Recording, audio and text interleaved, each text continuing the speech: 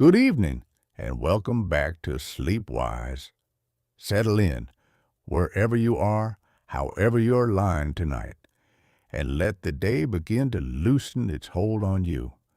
There is no more to do now, nothing left to fix or finish, only the slow and gentle work of letting go. Think, for a moment, of how your mind felt in the last hour of the day. Cluttered, perhaps, a little foggy at the edges, full of small, unfinished things, thoughts you meant to file away and never quite did. We speak these days of having too many tabs open, of a screen crowded with windows we forgot we ever needed. The mind at the close of the day can feel a little like that. A message you never answered, a worry you carried from room to room, a word on the tip of your tongue that would not come and then arrived, uninvited, the moment you tried to rest. None of this is failure. It is simply what a mind looks like after a long day of gathering. All day you took the world in. You noticed faces, remembered names, learned something new without meaning to, felt a dozen quiet feelings and set most of them aside.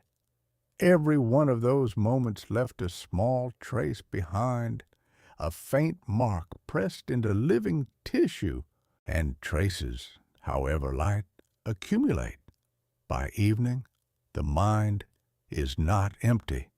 It is full, full of the day, full of its residue, full of the countless small changes that living leaves behind.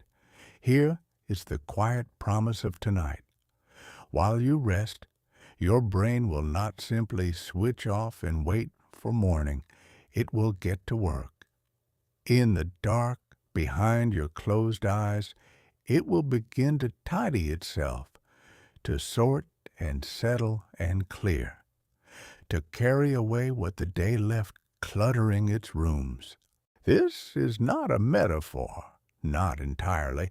Something real happens in the sleeping brain, something physical, something we have only recently begun to understand, a kind of housekeeping, a gentle setting to rights of a space that has been lived in hard all day long, so that morning finds the room swept and the windows open again. The mind, it turns out, cleans itself, and it does its deepest cleaning not while you are busy and awake, but here, now, as you begin to drift towards sleep. But what exactly is it clearing away? What is the clutter in the language of the body, in the plain terms of cells and fluid and the slow tides of the night? What must a brain be rid of before it can wake clear again? That is the question we will follow tonight, softly, patiently, the way you might follow a single thread of light across a darkened ceiling. There is no hurry. The answer has waited inside us all along, quiet as breath, faithful as sleep itself. So let your shoulders fall. Let the pillow take the weight of your head. The day is done, and something in you already knows how to set it down. Tonight, we drift toward the hidden work of rest and the great, quiet cleaning that begins the moment we close our eyes. To understand what happens tonight, it helps to begin with an older question, one that has puzzled thinkers and scientists for a very long time. Why do we sleep at all? It seems at first like the simplest thing in the world. We grow tired, and so we rest. But look a little closer, and sleep becomes one of the strangest habits in all of nature. Consider what sleep costs. For hours each night, a creature lies still and unaware. It cannot hunt, cannot eat, cannot guard its young or flee from danger. Its eyes are closed, its senses dimmed, its body soft and slow. In a world full of teeth and hunger, to sleep is to make yourself vulnerable night after night for a third of your entire life. And a third is no small share. If you should live to a great age, you will have spent whole decades of that life lying still in the dark, entrusting yourself again and again to sleep. If sleep were merely a luxury, a pleasant idleness we could do without, you might expect that somewhere, in some corner of the living world, evolution would have quietly done away with it. A creature that never needed to sleep would have hours to spare, hours to feed and grow and multiply, while others lay defenseless in the dark. And yet that creature does not exist, not anywhere we have looked. Sleep, or something very like it, appears across the whole sweep of life. The great whales sleep, resting half their brain at a time as they drift beneath the waves. Birds sleep and dream, it seems, much as we do. Insects fall into deep and unmistakable rest. Even creatures with no true brain at all, the small transparent worms studied in laboratories, the drifting jellyfish with only a loose net of nerves, settle each day into a quiet state that scientists have come to call sleep. When something so costly, so seemingly dangerous, survives everywhere, in nearly everything alive, researchers draw a careful conclusion. Sleep must be paying for itself. Whatever it does, it must be so necessary, so deeply woven into the business of being alive, that no living thing has ever managed to do without it. And so scientists came to believe that sleep is not the absence of activity, but a kind of activity in itself.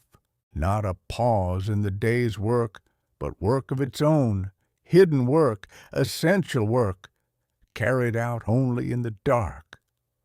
This is a gentle thing to rest your mind upon tonight, that your sleep is not wasted time, that in closing your eyes you are not stepping away from life, but stepping into one of its oldest and most necessary rhythms, a rhythm you share with the whale and the bird, the worm and the drifting jelly, every sleeping thing that has ever lived.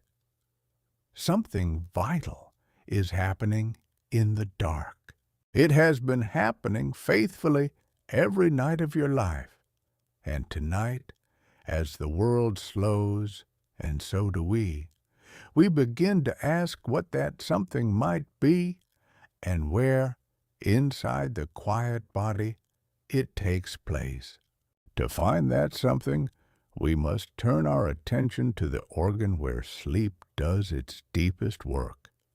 We must think about the brain not as an idea, but as a thing. It is easy to imagine the mind as something weightless, a kind of ghost that floats free of the body, made of thought alone. But the brain is not a ghost. It is tissue, soft, damp, faintly pink, about the weight of a small melon, held in the dark of the skull like something precious kept in a cupped hand. It is alive in the most ordinary sense. It is made of cells, billions upon billions of them, packed close together and endlessly at work. And like every living thing, from the tallest tree to the smallest creature underfoot, the brain must eat. It must burn fuel to do what it does. Here's something that may surprise you. For its modest size, the brain is one of the hungriest organs you possess. It makes up only a small fraction of your body's weight, a mere 50th or so, and yet it draws to itself a fifth of all the energy you spend, a fifth of every breath, a fifth of every heartbeat's worth of fuel, poured quietly into that soft gray country behind your eyes. It burns this fuel without pause, all day and all night, whether you are solving a hard problem or simply gazing at the sky. Thinking is not free.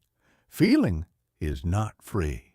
Remembering, dreaming, even the quiet drift of an idle mind, all of it draws upon that steady inner flame. Even now, as you lie still and ask nothing of yourself, your brain is working, and working means burning. And here we arrive at a plain and humble truth, the sort that changes how you see a thing forever. Anything that burns fuel makes waste. A fire leaves ash. A flame leaves smoke. An engine leaves its worn exhaust. This is not a flaw in the design of the world. It is simply how the world is made. To use energy is to leave something behind. The brain is no exception. All that ceaseless burning, all that living labor among the cells produces a steady residue, a litter of spent and broken pieces, fragments of proteins used up and cast aside, the ordinary debris of a busy metabolism. It gathers slowly, invisibly, the way dust settles in a room that is lived in every day, unnoticed until it begins to weigh upon the air. The mind, in other words, produces garbage, literal garbage, in the plain chemical sense, molecule by molecule all day long. It is not a shameful thing, but a natural one, the same trace that every living process leaves in its wake. And garbage, wherever it gathers, must go somewhere. It cannot simply pile up among the delicate machinery that makes you who you are. Left alone, waste becomes clutter, and clutter, in so fine and crowded a place, becomes a danger. So the question sharpens and grows quietly urgent as we sink deeper toward sleep. If the brain makes waste, as surely it must, then how and where and when does it ever take that waste away? The body, as it happens, already knows how to take out its trash. It has known for a very long time. Everywhere beneath your skin, threaded through nearly every tissue you possess, runs a quiet second network, less famous than the blood, but no less faithful. We call it the lymphatic system.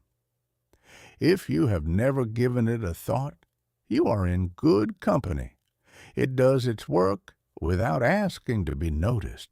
Alongside the rivers of blood that feed your tissues, there runs a finer web of vessels, and through them drifts a pale, clear fluid called lymph. Its task is gentle and endless. As blood presses through the smallest vessels, a little fluid always seeps out into the spaces between the cells, carrying nourishment, washing past the living tissue, and with it, over time, gathers the waste those cells leave behind. The lymphatic vessels are there to collect this fluid, to draw it up and away, to carry off the debris and return what is useful to the blood. It is, quite simply, the body's drainage, its patient system of cleaning and clearing, keeping the tissues fresh. Nearly every part of you enjoys this quiet service. Your muscles, your skin, Your organs all are laced with these fine draining channels.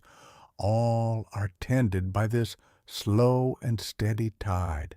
It works while you walk and while you sleep, asking nothing, keeping the tissues clean the way a river keeps its banks, carrying the day's waste gently downstream and out of the body. Nearly every part. But here we come to a puzzle, and it is a real one, a puzzle that troubled scientists for many years.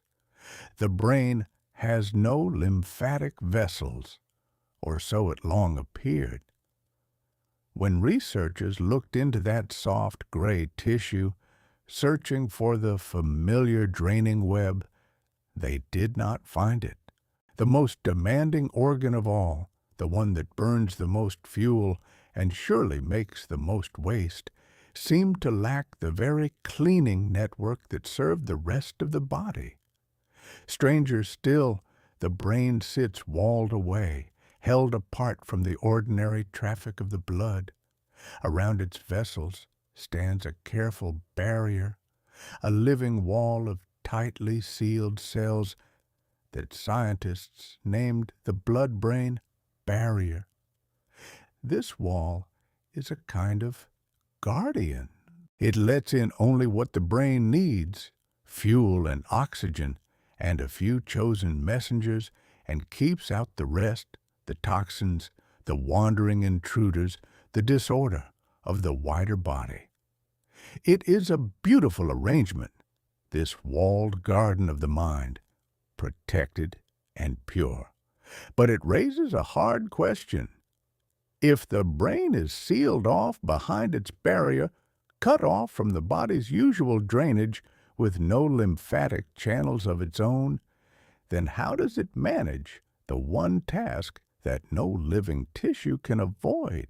How does the sealed and separate brain, burning its fuel through every hour of your life, ever take out its trash?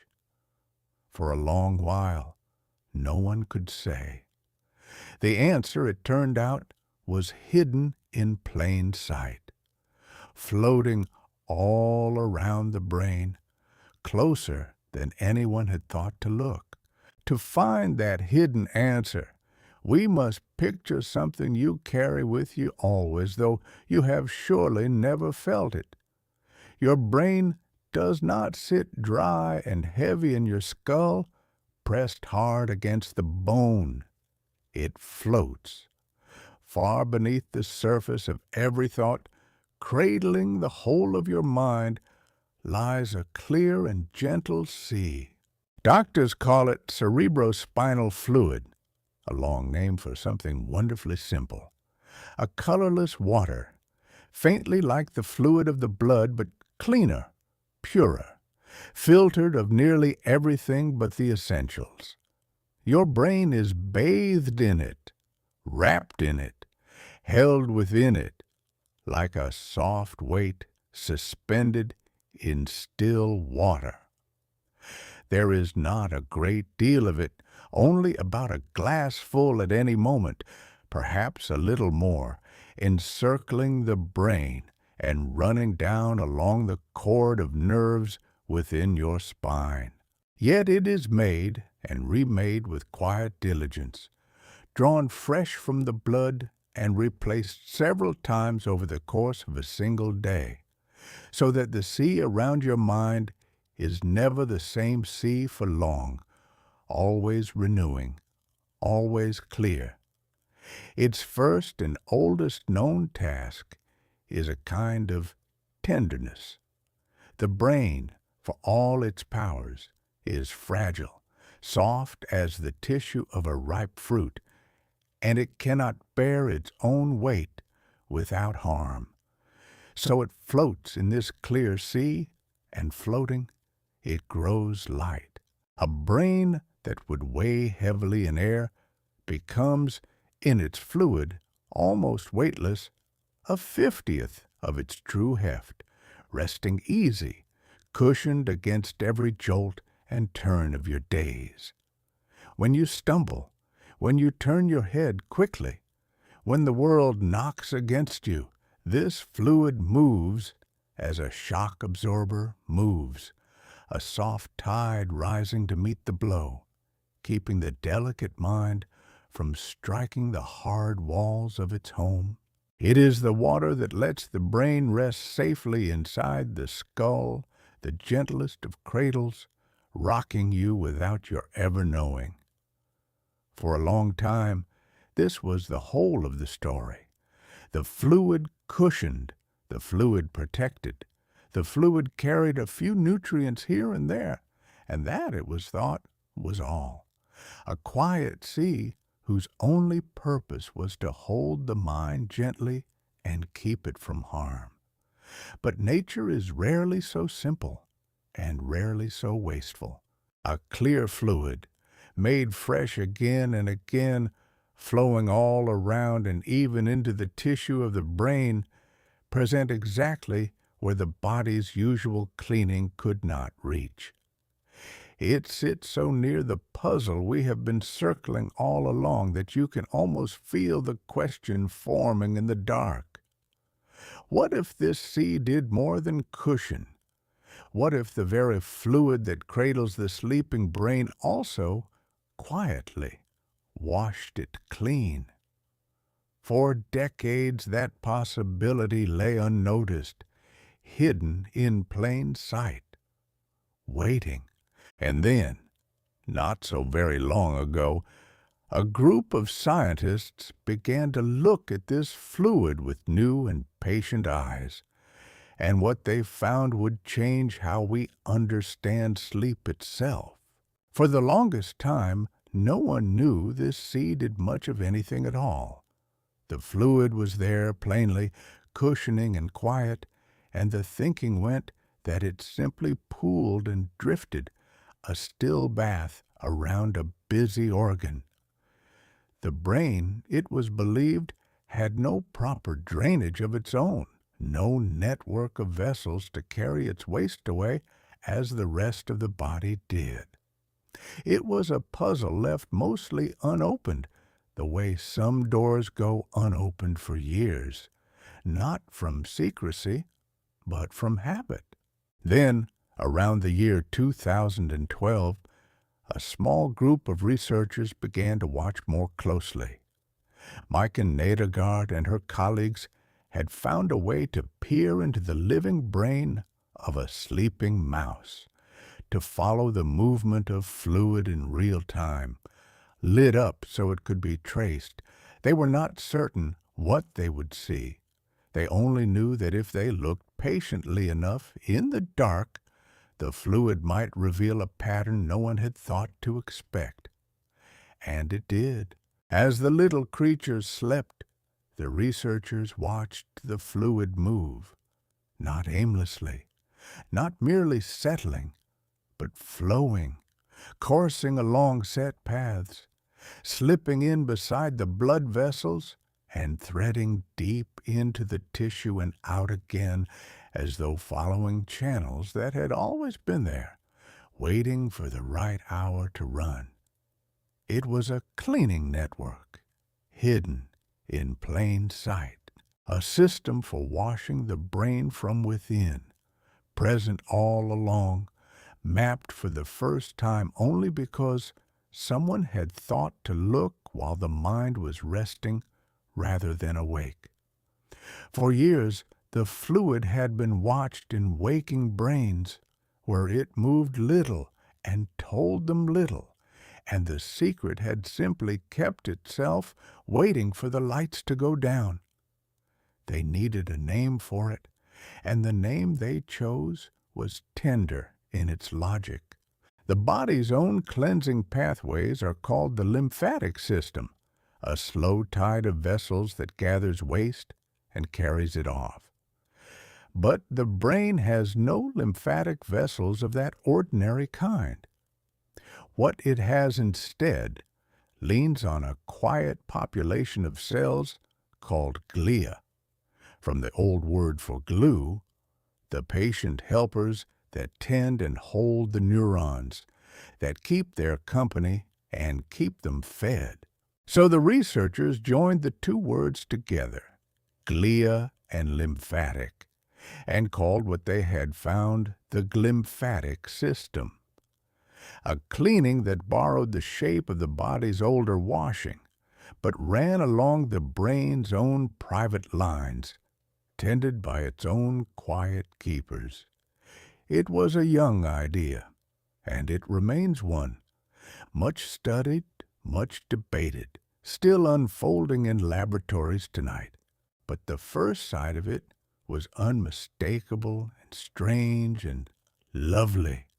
A tide of clear fluid moving through the sleeping brain, going somewhere on purpose, doing work in the dark that no one had watched it do before. And once seen, it raised the gentlest of questions. How does the tide come in? What opens the channels and lets the washing begin? The answer, it seemed, was written in the body of sleep itself, in something that happens only when we let go. All day the brain is a crowded place. Its cells are packed close, pressed shoulder to shoulder, and between them lies only the thinnest margin of space, barely room for anything to pass. When you are awake and thinking, that narrow space is narrower still, the tissue full and taut, the passages between the cells too tight for much of a tide to move through. But as sleep comes on and deepens, something remarkable appears to happen. The brain cells themselves seem to shrink a little, to draw in, to make themselves smaller in the dark. And as they do, the spaces between them widen. The researchers observe the gaps opening by a striking measure, the tissue loosening, the channels swelling like dry riverbeds when the rain finally comes. Into that widened space, the fluid floods. The clear sea that has been waiting at the edges begins to move inward, pressing along the vessels, pouring through the newly opened gaps, washing between one cell and the next. It is a slow and gentle flooding, nothing violent in it, more like the quiet return of water to a marsh at the turning of the tide. And as the fluid moves through, it carries. It gathers up the small debris that the day has left behind, the spent and broken remnants of a mind at work, the waste that collects in any place where a great deal of living is done. It sweeps these things loose from the crowded corners and bears them along the flow out toward the channels that will carry them away out of the brain entirely to be handled elsewhere in the body. Picture it, if you like. As you lie here, the world has gone quiet around you, and inside, in the deep dark behind your eyes, the cells are drawing in, the spaces are opening, and a tide you cannot feel is beginning to move. It comes in along hidden paths. It slips between the crowded rooms of your thinking, and it washes them patiently, one narrow passage at a time. This is the first image of the night's housekeeping, and it is worth resting on. Not a scrubbing, not a labor, but a flooding, a tide that rises only because you have stopped, only because the busy day has finally let the channels open. The brain does not clean itself while it works.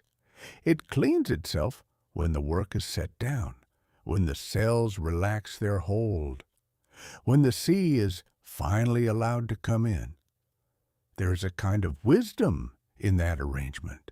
A body that cannot spare the room to clean while it is thinking simply makes the room later in the dark, once the thinking is done. The crowding of the day and the washing of the night are not at odds. They take their turns. the way a shore is walked upon by day and smoothed by the water each evening. And there is a reason the researchers came to believe that this washing waits for sleep and not merely for stillness. A reason it belongs to the deepest part of the dark. You might rest, after all, without truly sleeping. You might lie still with your eyes closed, drifting near the surface, your mind idling but not gone. And yet the washing, the researchers found, does not seem to reach its full strength there, in the shallows. It waits for something deeper. There is a stage of sleep the scientists call slow-wave sleep, the deep and dreamless country we sink into in the earlier part of the night. In it, the brain's electrical rhythm changes entirely. The quick, restless flickering of the waking mind gives way to long, slow rolling waves, great swells of coordinated activity that pass across the whole brain like the slow breathing of the sea. These are the slowest waves the mind ever makes, and they belong to the deepest rest. And it is precisely then, during those long, slow waves, that the tide appears to run strongest. Studies suggested that the very rhythm of deep sleep helps drive the fluid onward, that the slow pulsing of the sleeping brain acts almost like a tide engine, pushing the clear sea through the channels in time with its own deep waves. The washing, in other words, is not merely allowed by sleep. It seems to be carried by sleep, powered by the deepest and quietest rhythm the mind can reach, which means the cleaning is strongest when you are furthest away, not when you are resting lightly, half listening to the room, but when you have gone all the way down, past dreaming, past thought, into the deep, slow dark, where the waves roll long and even. That is when the channels open widest and the tide runs full. The mind cleans itself most thoroughly in the very hours you will never remember. There is something worth holding in that. The nights you sink deepest, the nights you disappear most completely, are not lost nights. They are the nights the work gets done. The further you drift, the more the sea is free to move. What feels like a small vanishing is from another view a homecoming. And so the old wish to sleep deeply takes on a gentler meaning.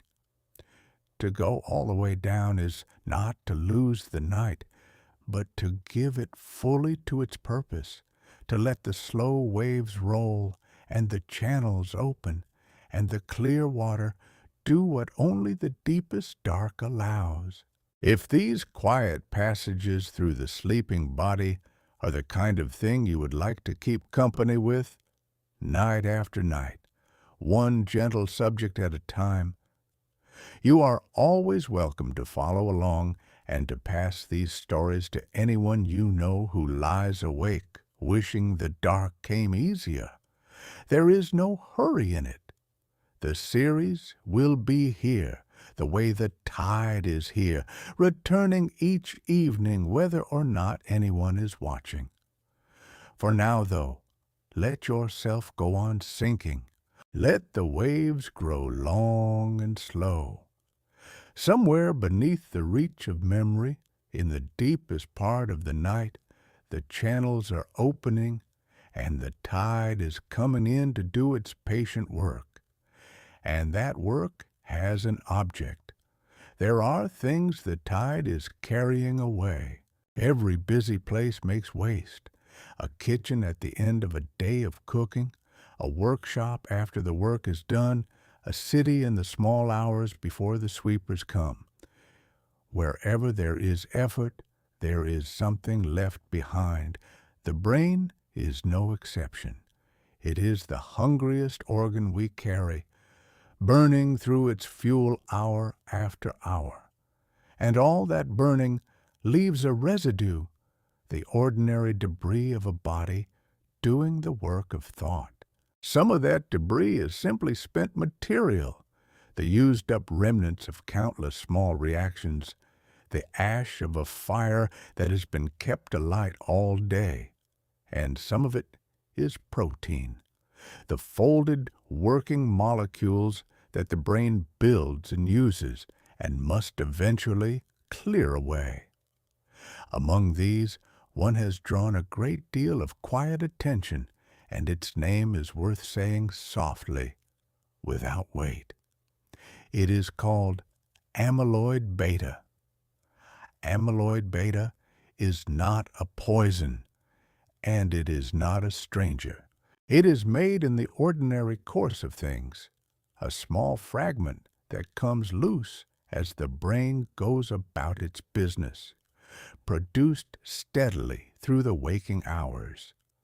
In the daytime, as the mind works, a little of it gathers in the spaces between the cells, the way sediment settles in slow water. This is normal. It is simply what accumulates while we are awake and thinking and alive. And the night, it seems, is when much of it is meant to be washed away.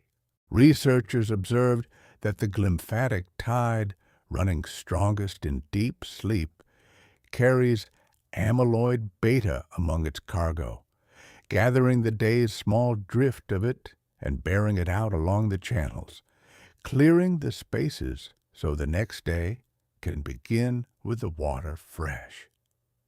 Studies in sleeping animals suggested that a single night of good sleep could carry off a meaningful share of what the day had left, and that sleep loss let more of it linger.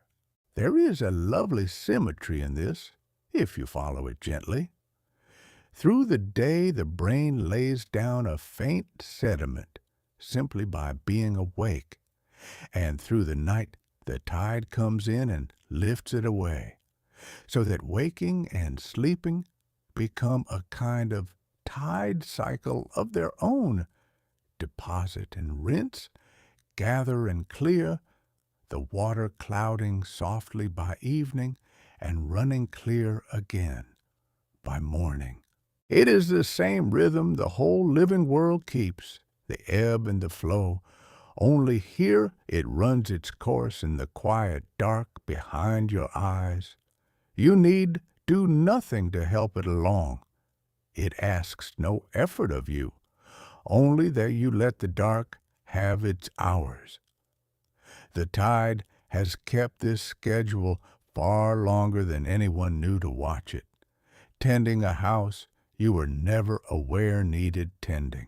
That is the picture at its calmest and most ordinary, a natural substance made in the light, carried off in the dark, a housekeeping as routine as the tides.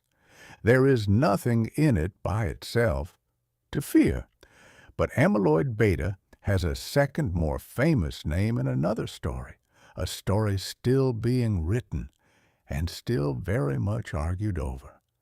And it is worth telling carefully, in the quietest voice, without alarm. Amyloid beta is also one of the proteins that, over long years, can gather into the clumps found in the brains of people with Alzheimer's disease. The plaques that scientists have studied for more than a century, trying patiently to understand what they mean. And so a natural question arose once the night tide was found. If sleep helps wash this protein away, and if too little sleep lets more of it linger, might poor sleep and this slow gathering be connected? It is an honest question, and researchers have taken it up in earnest. Studies have noted that people who sleep poorly over long stretches tend, on average, to show somewhat more of this protein in their brains, and that those already carrying more of it often sleep less well. The two travel together, it seems, more often than chance would explain. But here we must slow down and hold the idea the way you would hold something whose shape is not yet settled. An association is not a cause. To see two things keep company is not to know which one leads. Poor sleep might allow more protein to gather, or the gathering protein might itself disturb sleep, or some third thing might quietly stir them both. Researchers hold these possibilities side by side, none yet proven over the others, and that holding is not a weakness in the science. It is the science doing its careful work, and the ground itself is still shifting. The glymphatic picture is young, and some recent studies have gently questioned parts of it. Whether the sleeping brain truly clears more than the waking one, and by just what means the fluid moves. This is not a settled country with its maps all drawn. It is a frontier alive with honest disagreement, the kind of open question good researchers treasure rather than fear. So let this thread rest where it truly rests tonight, as a real and fascinating possibility, watched closely by careful people, and nothing more certain than that. No verdict has been reached, and none is owed to you at this hour. Amyloid beta is neither hero nor villain here, only a protein made in the light and largely cleared in the dark, whose fuller story the world is still learning to read. There is comfort, I think, in a question held that gently, no dread pressed upon it, no alarm, only curiosity and care, and the quiet knowledge that somewhere tonight people are still working kindly to understand. A question you're allowed to set down as easily as you took it up, the way you might set down a smooth stone at the water's edge, turned over once and found no heavier than that. Let it rest then as the researchers themselves must, unfinished, unhurried, in patient hands. Some things are known now, and some are not, and the not yet knowing is where the work goes on. The washing away of waste is one kind of cleaning, but the sleeping brain keeps a second kind of order too, a different sort of tidying, not a rinsing, but a careful letting go. So the fluid moves through its hidden channels, carrying away what the day left behind. And the question of exactly which proteins are gathered and where they finally go remains, for now, a thread that researchers are still gently pulling. But there is another kind of cleaning that happens while you sleep, quieter still, and it leaves no residue you could ever wash away. It is not a rinsing of the brain, but a tidying of the mind. And to see it, we have to turn from the plumbing to the writing, from the water to the words. Imagine, then, a blackboard. Not the whole brain, only a small corner of it, the way you might picture a single desk in a vast and darkened school. All day long, someone has been writing on that board. A face seen on the train, the taste of the coffee, the shape of a sentence someone said in passing, the route you walked, the song that would not leave you. Chalk upon chalk, note upon note, each one pressed into the surface with a faint and lasting weight. This is, in its way, what learning is. Far beneath the surface of awareness, your neurons are forever reaching toward one another, and each time two of them fire together, the thread between them grows a little stronger, a little easier to travel again. The pathway that carried a thought once carries it more readily the second time, and more readily still the third, until what was a faint trail becomes a well-worn road. To live a single waking day is to strengthen thousands upon thousands of these small connections, to write and write and write, until the surface of the mind is dense with everything the hours have handed you. But a board that is only ever written upon has a problem, and it is a simple one. It fills. The clean black surface, becomes a pale gray fog of overlapping marks. The old notes crowd in the new, until at last there is no room left to write anything at all, and no way to read what is already there. A mind that only added and never cleared would eventually drown in its own record of the day. You have felt the edge of this, perhaps, in the last waking hours before sleep, when the thoughts begin to pile and blur, when it grows harder to hold a new idea because so many old ones are still crowding the room. The words that came so easily in the morning arrive slower now, and the mind that was sharp at dawn has grown a little foggy, a little full. The board is nearly covered. The chalk dust hangs thick in the quiet air, and something in you knows without being told that it is time to set the day down. And so the mind, being an economical thing, does not simply keep adding chambers. It does something far more graceful. When the writing of the day is done, when the hand at last sets down the chalk, another quiet keeper steps into the darkened room and takes up not a pen, but a cloth. The world slows, and so do we, and the great tidying begins. Two scientists, Giulio Tononi and Chiara Cirelli, spent years watching this crowded board and wondering what the mind might do about it. Out of their watching came an idea, offered not as a settled fact, but as a careful proposal, which they called the synaptic homeostasis hypothesis. The word homeostasis simply means balance, the way a body keeps itself steady, and the hypothesis suggests that the sleeping brain is doing something very much like that, keeping the balance of its own connections. Their thought runs like this. Every waking hour, as you move and learn and take in the endless texture of the world, the connections between your neurons grow stronger.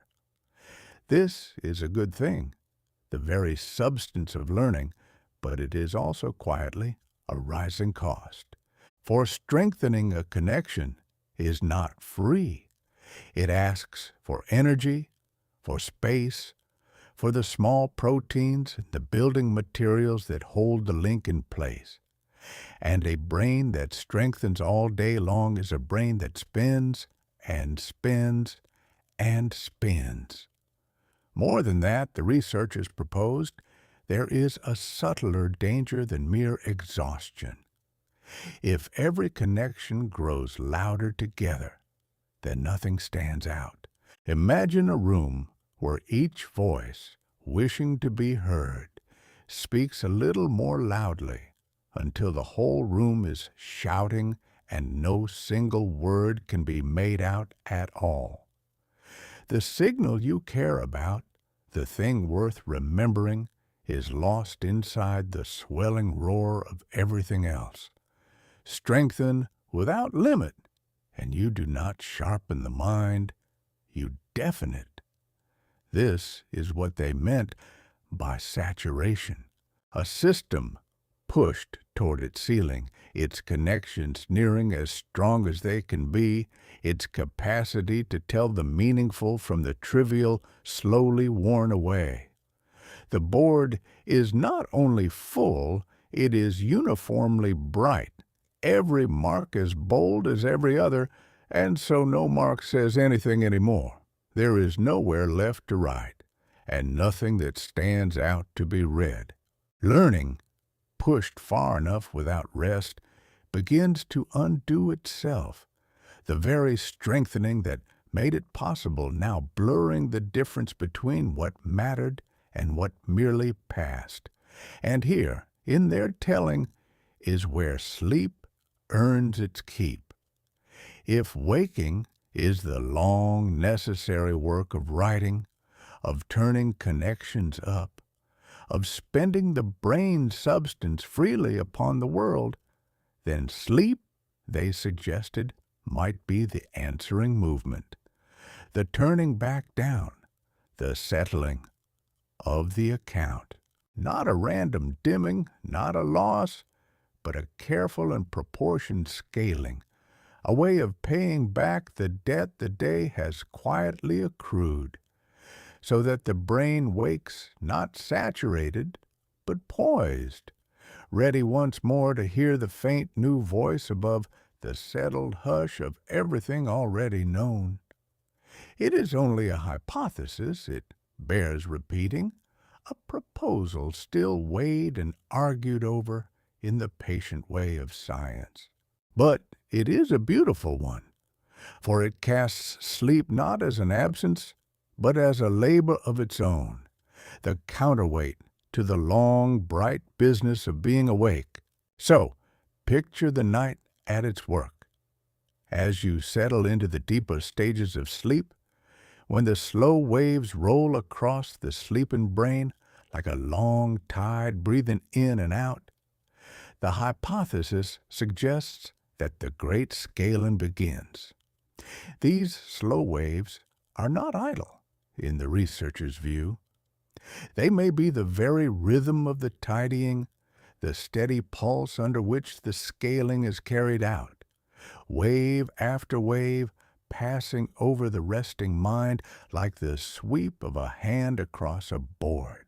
Across the crowded surface, connection by connection, the overnight keeper moves with a patient and even hand, turning the volume of the day gently down. But this is not an erasing, and that distinction matters. The keeper does not wipe the board bare, for a bare board holds nothing, and a mind emptied each night would wake as a stranger to itself. What the scaling does, in the researcher's picture, is more discerning than that. The connections are turned down, not all to nothing, but in proportion, so that the strongest survive the night as strong, the important still standing clear, while the faintest and most trivial, the marks so light they barely held, are quietly wiped away entirely. It is the difference in the marks that is preserved, you see, not their loudness.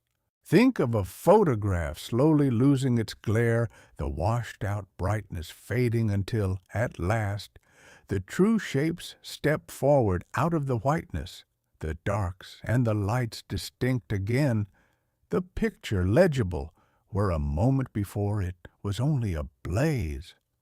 The scaling lowers the whole, and in lowering it restores the contrast that the long day had flattened away. What was strong is still, in relation to the rest, the strongest thing there. It has simply stopped drowning everything around it. Nothing important is lost in the dimming, only the sameness that had crept over everything only the flatness that made one thing indistinguishable from the next. This is what the hypothesis means by renewal. Signal lifted once more above noise, the meaningful set apart from the merely passing, the balance the waking hours spent quietly returned. The room that had risen to a shout eases back to a murmur, and within that murmur a single clear voice can once again be heard. This, at least, is what the hypothesis proposes, and though the picture is still being studied, the shape of the idea holds a quiet sense to it. A brain that rises and settles, can go on rising forever.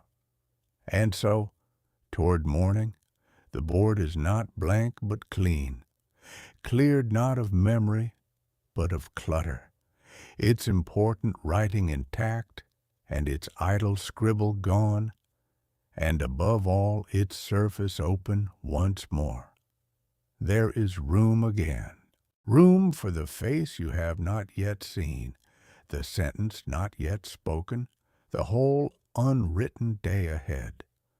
The mind wakes not emptied, but unburdened, holding what it earned and light enough, at last, to learn something new. There is a quiet paradox folded inside all of this, and it is worth pausing over softly before we let it go. We tend to think of forgetting as a failure, a small betrayal of the mind, the thing that goes wrong when we cannot summon a name or a place. But the night's tidying asks us to see it differently, at least in part.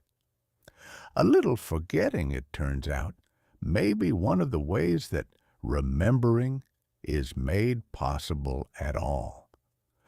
For the room to learn something tomorrow, there must be room. That is nearly a truism, and yet it holds a real truth. A surface already full cannot take a new mark clearly. A system already saturated cannot lift a new signal above its own din. The clearing away of the trivial is not the enemy of memory, but, in a sense, its servant, sweeping the floor so that what arrives next has somewhere to land, somewhere to be seen. A mind that could not forget anything would, in the end, be a mind that could learn nothing more, sealed shut by the sheer completeness of its own record, unable to take in a single new thing.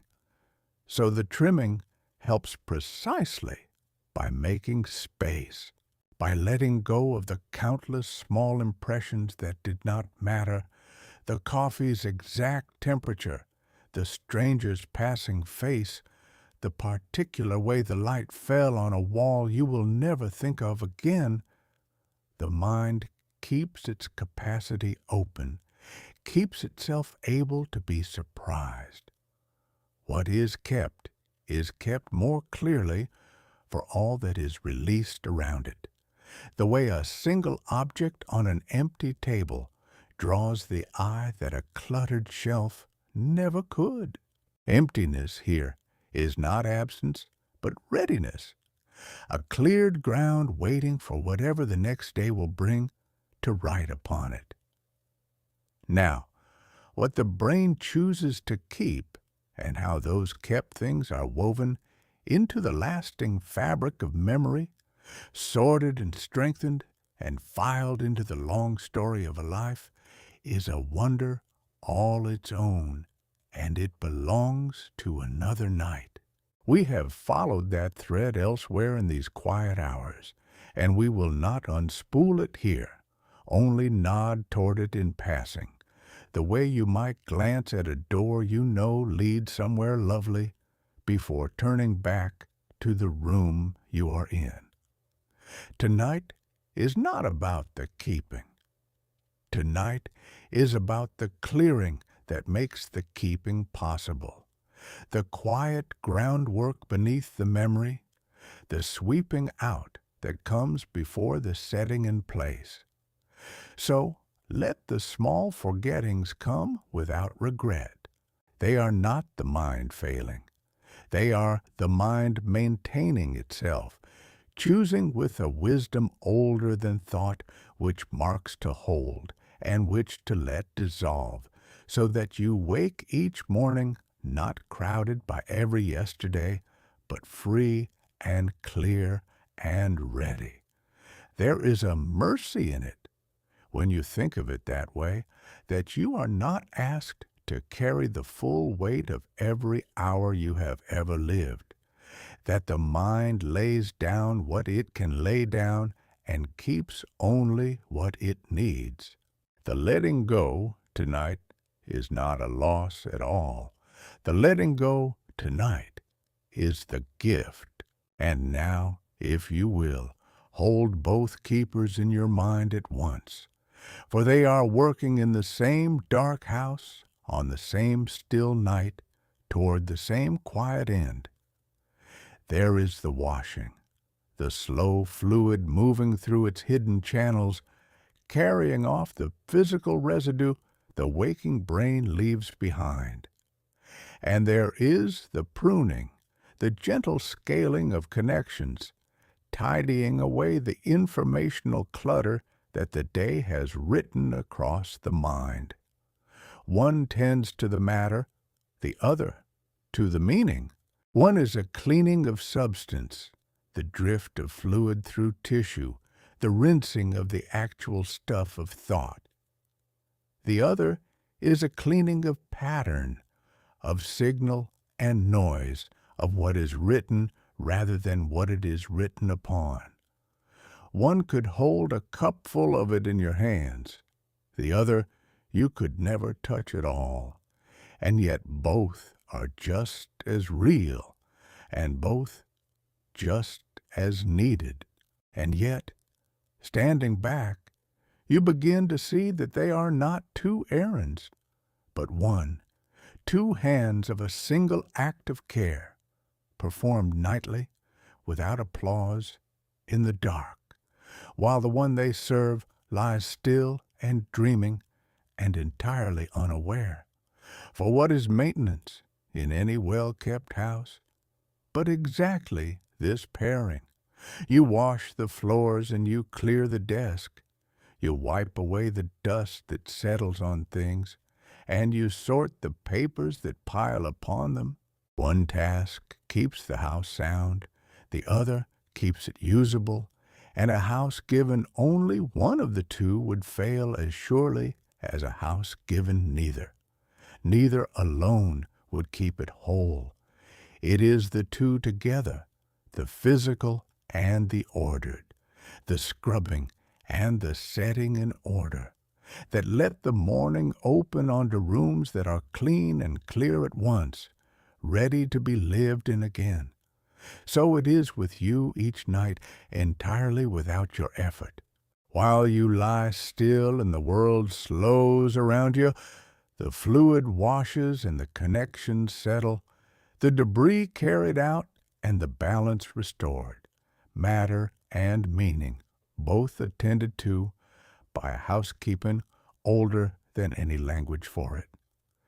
It has been happening every night of your life, this twofold care, on the nights you remember and the countless nights you do not, faithful and unbidden, asking nothing in return. Your only task, the only thing ever asked of you, is to lie down and let the night begin its work. It is a generous arrangement when you think of it, this maintenance that asks nothing but rest. It does not require your attention, nor your willing, nor even your knowing. It waits each evening for you to loosen your hold on the day, and the moment you do, quietly, it begins. Which raises gently a question we have not yet touched, and which the coming hours will ask us to consider with care. What happens to this patient twofold labor when the night is cut short, when the house is given too few hours to be set in order before the light returns. Now imagine the night cut short, not lost entirely, only trimmed at the edges, the way a tide is called back before it has finished drawing across the sand. The washing had begun, the channels had opened, the slow rinse had started to move through the quiet corridors of the mind. And then the light returned, and the work was set down mid-motion, unfinished. Something lingers on a morning like that. You may know the feeling without ever naming it. A softness at the edges of thought, a fog that does not quite lift, a sense that the room is a half step behind you. It is not weakness, and it is not failure. It is only debris uncleared, the residue of a day's honest thinking left where it settled, waiting for a rinse that never came. Sleep, researchers have come to suspect, is not a single act, but a sequence, and much of the deeper cleaning appears to gather in the slow, heavy stages that arrive later in the night. These are the stages a shortened night most often steals. The early hours may come easily. It is the last hours, the ones we so readily trade away, that seem to carry some of the quiet housekeeping we least notice and perhaps most need. And so, a night ended early is not simply a night made smaller. It is a chore interrupted, a floor half swept, a basin left with the water still standing in it.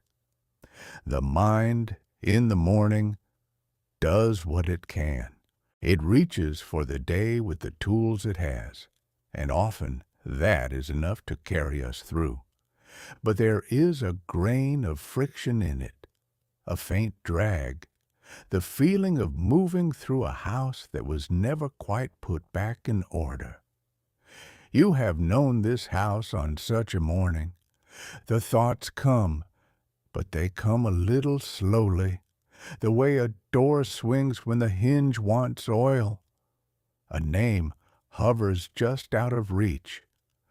A word you meant to say arrives a beat too late.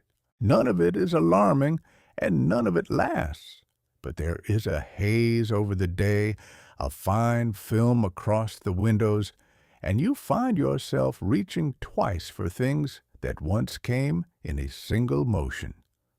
There is no alarm in this, only a gentle arithmetic.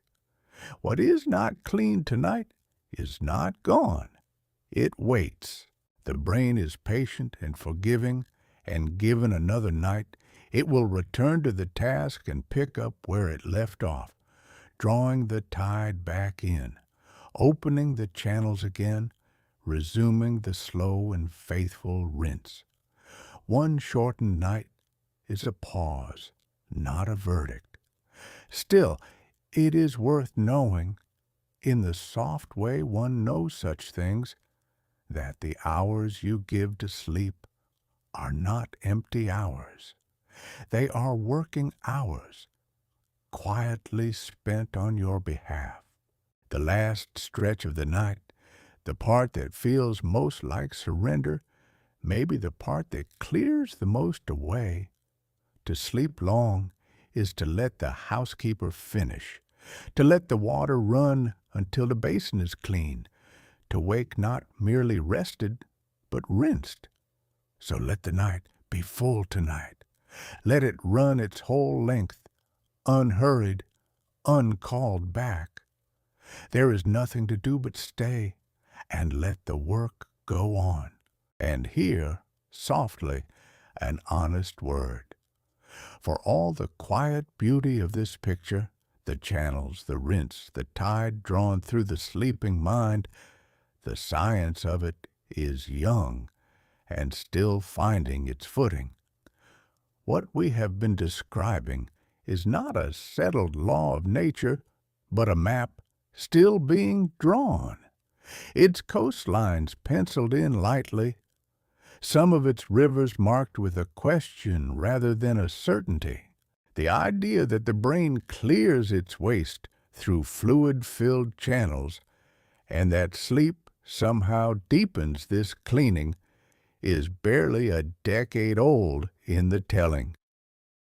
The first striking studies were done in mice, and they suggested that during sleep, the spaces between brain cells widen and the fluid washes through more freely. It was a lovely finding and influential.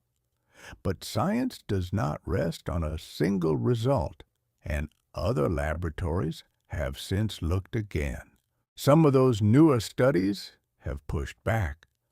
A few have reported that the brain may actually clear certain molecules more slowly during sleep, not faster. The opposite of the tidy story. Others question how the fluid truly moves, or how much of what was seen in a mouse holds true in the far larger, slower sleeping human brain. The picture is not falling apart, but it is being argued over honestly and openly, as good science always is.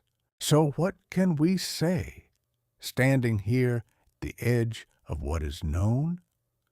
We can say that sleep and the brain's fluids are bound together somehow, that the two clearly matter to each other, that many careful people believe the night is a time of maintenance and repair.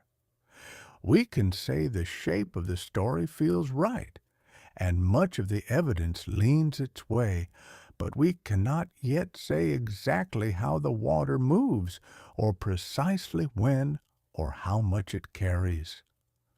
Those pages are still blank. There is a particular dignity in an unfinished map. It does not pretend to, more than it holds. It marks the known coast plainly, leaves the interior open, and trusts that patient hands will fill it in over years, one careful voyage at a time. To sleep beneath a science still in progress is no less restful for the mystery of it. This is how knowledge is truly made, not in a single flash of certainty, but slowly, by disagreement and repetition, one careful study answering another across the years. The debate is not a sign that something has gone wrong. It is the sound of science working as it should, honestly weighing itself, unafraid to say we are not yet sure. You do not need the map completed to make the crossing. The tide comes in whether or not we have named its every current. The mind is tended whether or not we have charted the tending. What the researchers are still measuring, your body has been doing quietly all along, without waiting for permission or proof. So let the questions stay open. Let the map remain unfinished. There is something restful in knowing that so much good work is still going on, in the laboratories and here in the dark, in you.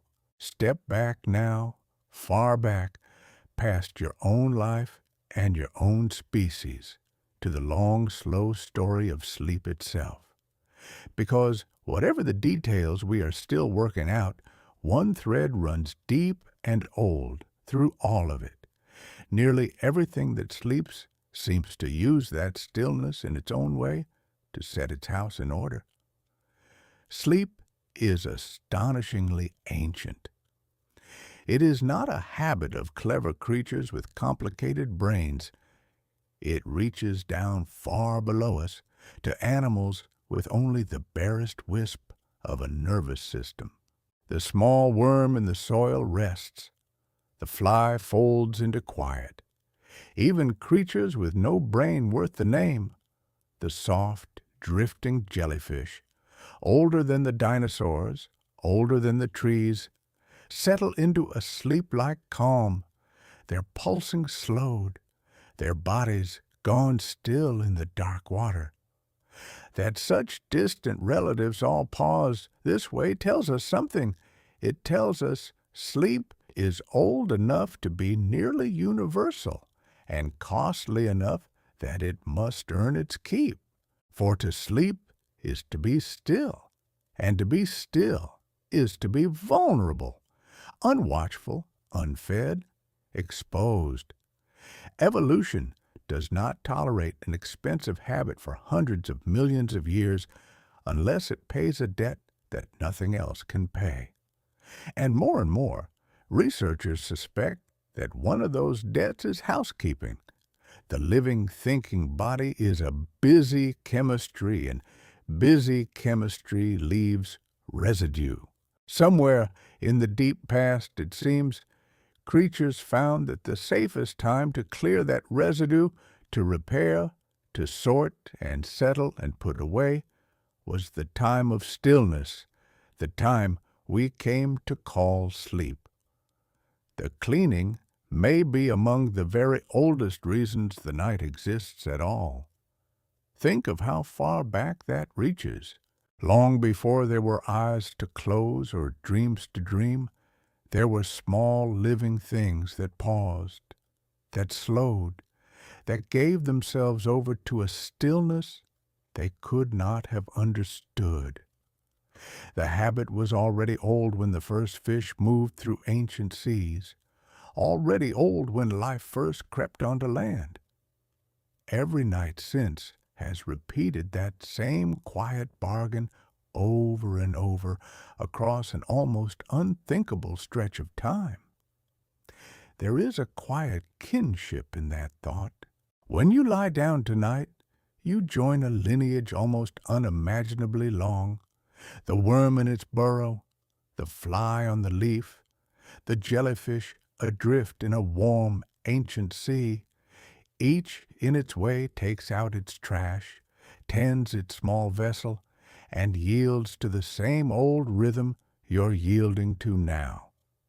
The gesture is the same across 1,000,000,000 years. Be still, and let the body keep. It was not triumph or failure, but endurance. This nightly setting in order, repeated through every creature and every age, asking nothing grand, only the same pause. Sleep did not survive because it felt good. It survived because, night after night, it did quiet and necessary work. So there is company in the dark. You are not the first to lie down and let the house be tended. You are only the newest, in an unbroken line keeping the oldest appointment there is. Return now to the tide, and let it be the whole shape of the night, for that is what sleep is, seen from a little distance, an ebb and a flow, a drawing out and a drawing back, the mind laid open to a slow and patient water that moves through it in the dark and recedes before the dawn. Far beneath the surface of your waking self, the night has its rhythm. The fluid washes in, easing along the quiet channels, moving between the cells where the day's residue has settled. It lingers, it loosens, it carries a little away. Then it withdraws and washes in again, and withdraws once more, not a single flood, but a tide, faithful and unhurried, returning through the long hours with the patience of the sea. And while the water moves, the other housekeeper works alongside it. The connections you no longer need are quietly let go, the ones that matter drawn a little firmer, so that what remains in the morning is not less of you but a clearer version of you. The essential kept, the clutter released, the shoreline of the mind redrawn just slightly, smoothed by the passing of the tide. There is a lightness that comes of this. You have felt it on the good mornings, the ones that seem to arrive from nowhere, a sense that something has been lifted, that a weight you carried to bed is simply no longer there. That lightness is not imagination. It is the residue of a night of tending, the felt trace of a mind that has been washed and settled and set gently back in its place. Watch the tide if you have ever stood at the shore in the low light and simply watched. It does not arrive all at once. It comes in long, slow reaches, each a little further, each drawing back before it comes again, patient beyond hurry. The night moves through you like that, reach after reach, hour after hour, no single surge, but a steady, deepening return that asks nothing but that you lie still in its path and let it rise. The world slows, and so do we, and in that slowing, the water is given room to move. Nothing about the tide can be rushed. It keeps its own time, comes when it comes, and asks only that we lie still long enough to let it complete its passage from the near shore of dusk to the far shore of morning. And morning is a far shore. That is the truest way to name it. All night the tide has been carrying you across unhurried in the dark, while you asked nothing and did nothing but rest. And when the light comes at last, it finds you delivered to the other side, lighter than you left, rinsed of a little of what you carried, ready for a day that has not yet begun to ask anything of you. That is the whole shape of it then, the fluid in, the fluid out, the connection settling, the mind emerging clean, an ebb, a flow, a crossing made in stillness. The tide draws all the way out before the dawn, and leaves the sand smooth, and leaves you ready for the far and gentle shore of the waking day. And now the night belongs to you, and to the quiet work that is about to begin. For even as these words fade, your own brain is preparing its housekeeping, the channels readying to open, the slow water waiting to move, the two faithful keepers standing by to wash and to prune while you sleep. It asks nothing of you. That is the gentlest thing about it. You do not have to help or try or stay awake to oversee the tending. You need only let go and let the dark do what the dark has always done on your behalf without a word, for as long as there have been creatures to lie down and rest. Somewhere below your awareness, the fluid will begin its slow passage tonight, easing through the quiet corridors of your mind, loosening the residue of this day, carrying a little of it gently away. And somewhere alongside it, the connections will settle, the clutter of the day releasing its hold, the essential drawn quietly firmer, so that you wake tomorrow a clearer version of who you are. You do not need to feel it happen. You will not feel it happen. That is exactly as it should be. The best housekeeping is the kind that is done in silence while you rest, so that you meet the morning without ever having glimpsed the hands that tended you through the night. Think, if it soothes you, of all the nights already behind you, every one of them tended just this way, quietly, faithfully, without your knowing. You woke from each of them and simply went on, never once thanking the dark, never once needing to. And think of all the creatures sleeping now across the turning world, each one keeping the same old appointment, each one carried by the same patient tide. You are not alone in the dark. You never have been. So let the day set down its weight now. Let the last of your thoughts grow soft and unhurried. Let them drift the way fog drifts when it finally lifts from the water, thinning, loosening, giving way at last to the open air. There is nothing left to hold. There is nothing left to do. The tide is drawing in. The channels are opening. The quiet keepers are beginning their patient rounds, and the long, slow, faithful cleaning of the dark is underway, asking only that you stay and rest and let it carry you across. Let it carry you across the dark water, toward the far shore of morning, toward a day that is not yet here and asks nothing of you tonight. The work is underway, and it is good work, and it is all for you. Rest now. The night will keep its oldest appointment, and you have only to sleep.